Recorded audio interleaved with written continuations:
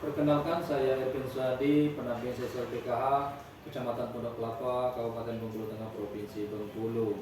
Di kesempatan ini saya bersama dengan Ibu-Ibu PKH akan membahas modul 3 sisi 3 langkah 3 tentang dukungan kesehatan untuk ibu hamil. Sebelum kita membahas materi tersebut, terlebih dahulu kami akan menjelaskan apa itu stunting dan mengapa pentingnya dukungan kesehatan mental untuk ibu hamil dalam rangka pencegahan dan penanganan stunting. Baik, stunting adalah masalah gizi kronis yang disebabkan oleh kurangnya asupan gizi sehingga tinggi badan anak lebih rendah atau pendek dari rata-rata anak seusianya. Nah, salah satu upaya yang bisa dilakukan untuk mencegah stunting terhadap anak adalah dimulai dari calon anak atau bayi yang masih dalam kandungan dengan cara menjaga mental untuk ibu hamil agar tetap bahagia atau ceria. Nah, selanjutnya mengapa pentingnya dukungan kesehatan mental untuk ibu hamil? Karena masa kehamilan adalah masa yang penuh dengan emosi, baik emosi positif maupun emosi negatif. Umumnya perubahan emosional yang dirasakan oleh ibu hamil adalah sering merasa cemas, sering merasa khawatir, takut yang berlebihan. Maka apabila kondisi emosional si ibu ini sudah berlebihan dan menyebabkan terganggunya aktivitas kesehariannya, maka selaku anggota keluarga yang ada dalam ruang lingkup keluarganya tersebut harus memberikan dukungan kepada si ibu hamil tersebut. Salah satu upaya yang bisa dilakukan adalah yang pertama, memberikan perhatian agar ibu hamil tersebut merasa aman dan nyaman. Kemudian memuji penampilannya, yang sampai karena kehamilan perubahan fisik ibu tersebut sehingga berdampak pada mentalitasnya, merasa minder, merasa tidak diperhatikan lagi oleh suaminya karena perubahan fisik disebabkan oleh kehamilan tersebut. Selanjutnya, menenangkan pada saat si ibu hamil merasa cemas dan sedih. Kemudian mendengarkan atau berempati terhadap keluhan si ibu hamil yang dirasakannya.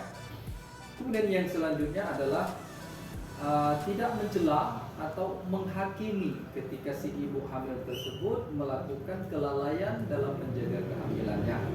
Dan yang tak kalah pentingnya adalah merencanakan atau mempersiapkan keuangan untuk kebutuhan kehamilan dan persalinan nantinya. Sebagai pengantar, itu saja. Kita akan langsung saja bergabung bersama Ibu PKH dan membahas materi modul 3 sisi 3 dan langkah 3. Mari kita saksikan. Assalamualaikum warahmatullahi wabarakatuh. Waalaikumsalam warahmatullahi wabarakatuh. Saya ucapkan selamat datang kepada ibu-ibu PKH yang sudah berkenan hadir dalam pertemuan kelompok kita pada kesempatan ini. Saya mau tanya, gimana kabarnya ibu-ibu? Sehat? Alhamdulillah sehat. Baik, pada kesempatan ini kita akan membahas suatu modul yang berjudul pencegahan dan penanganan stunting melalui pemenuhan kesejahteraan ibu hamil. Poin yang akan kita bahas adalah tentang bagaimana mendukung kesehatan mental terhadap ibu hamil. Pada kesempatan ini kita akan berdiskusi, bertukar pendapat, apa sih yang dirasakan ibu-ibu ketika hamil, mulai dari perasaan positif dan perasaan negatif. Sekarang sebelum kita berdiskusi, saya minta kepada ibu-ibu untuk menuliskan perasaan positif yang dirasakan. Kemudian juga tuliskan salah satu perasaan negatif ya, yang dirasakan pada saat hamil. Silakan. Baik, terima kasih kepada ibu-ibu sudah berkenan menuliskan perasaan yang sedang dirasakan ketika hamil. Sekarang kita akan meletakkan merasakan sesuai dengan posisi perasaan tersebut ya. Di sini ada yang merasa dicintai, berarti berada pada posisi perasaan yang positif ya. Terus ada takut. Nah, ini berarti negatif ini Bu ya.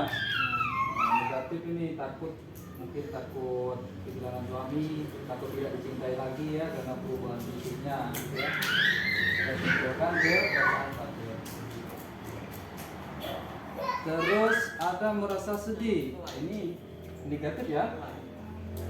Kalau merasa sedih itu berarti dari kondisi mentalnya enggak stabil.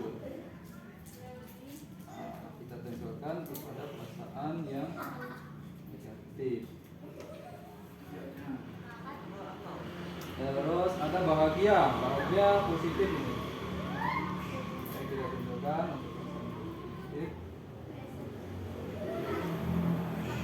Sudah beberapa contoh dari perasaan yang sedang dialami oleh ibu-ibu. Nah, sekarang kita akan berdiskusi. Nah, pada diskusi ini kita akan membagi dua kelompok.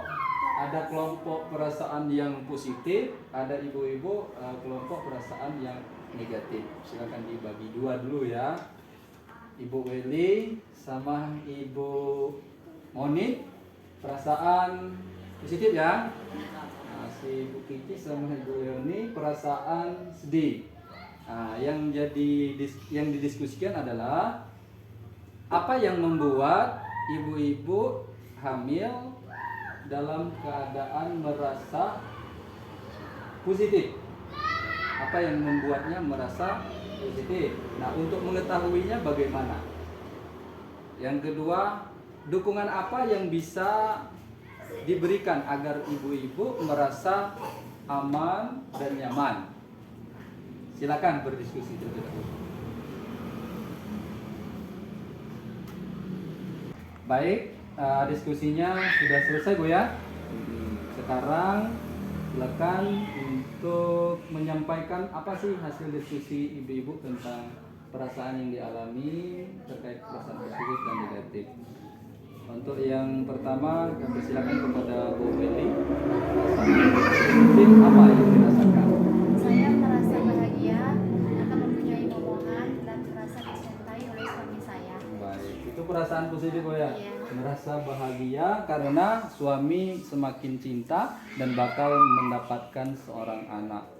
Terus kelompok dua, silakan Bu Kiki, apa sih perasaannya yang Saya merasa takut karena saya takut suami saya tidak mencintai saya lagi karena perubahan fisik saya. Oh iya. Jadi kadang-kadang ibu hamil suka aneh-aneh ya. Merasa takut kalau suaminya, jangan-jangan suami saya nggak cinta lagi kepada saya, dikarenakan fisiknya kan berubah nih, terus semakin membesar, terus kadang-kadang semakin gemuk. Jangan-jangan suami sudah berpaling karena fisiknya nggak secantik pertama kali menikah. Nah, perasaan-perasaan ini akan mempengaruhi terkait dengan kesehatan mental ibu. Ya. Nah, ketika mental ibu dalam keadaan negatif, maka itu akan mempengaruhi kondisi anak, yang nantinya juga akan berakibat kepada tumbuh kembang anak itu tidak sesuai dengan ukuran seusianya atau rata-rata yang semestinya begitu.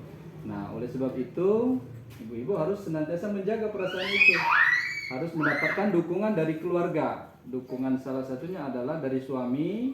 Suami diharapkan ibu sampaikan untuk terus perhatian kepada ibu ya, untuk si buah hati agar dia menjadi lebih sehat ya, lebih baik ya, kondisinya pada saat lahir nanti tidak terjadi cacat, kemudian tidak terjadi kematian bahkan hal yang terburuk.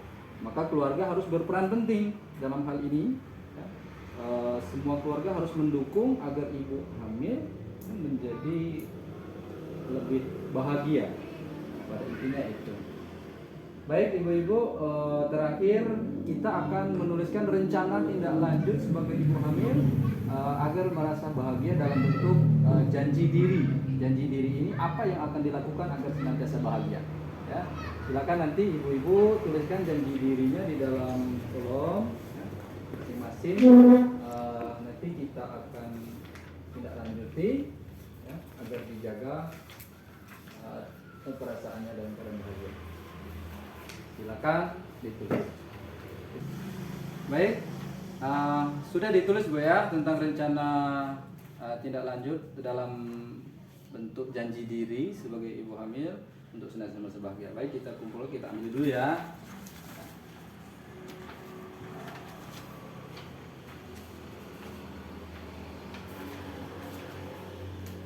Baik ibu-ibu sekalian, saya ucapkan terima kasih sudah hadir dalam pertemuan kelompok kita pada kesempatan ini. Nah, terkait tentang janji diri ibu-ibu, silakan ditindaklanjuti di dalam rumahnya masing-masing agar senantiasa merasa bahagia bersama anggota keluarga yang lain. Terima kasih ya ibu-ibu ya. Nah, kita sudahi saja untuk pertemuan kita dengan mengucap alhamdulillah. Alhamdulillah. Assalamualaikum warahmatullahi wabarakatuh. Waalaikumsalam warahmatullahi wabarakatuh.